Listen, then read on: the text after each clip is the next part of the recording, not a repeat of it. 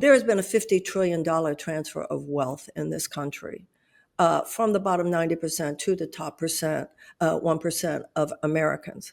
In the 1970s, the average American couple could afford a house, they could afford a car, they could afford a yearly vacation, they could afford to send their kids to college. Today, obviously, we have over 60% of Americans living paycheck to paycheck. We have a situation in which, 70 to 90 million people are underinsured or uninsured. So you're absolutely right.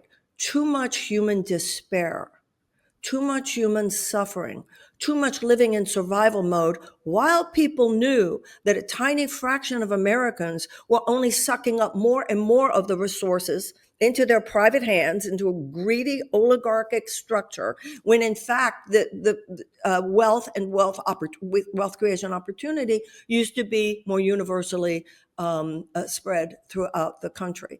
And the Democratic Party, which should have been the primary megaphone for this message, was instead taking an incremental approach to ameliorating the situation, so that the Republicans became just unabashed about saying, hey, it should be a corporatist bottom line, whatever makes money for huge corporations and hugely wealthy individuals, that this will somehow trickle down. Obviously, it didn't trickle down and lift all boats. It left millions and millions of people without even a life vest.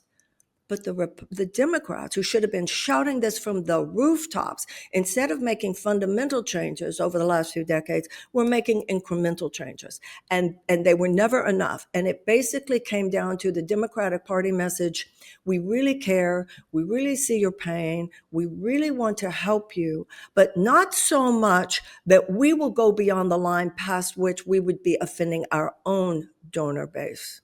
So even though the Republicans started this craziness, no Democrat stopped it. And we got to the point where corporate profits became our bottom line, our governing principle, as opposed to humanitarian values and democratic values.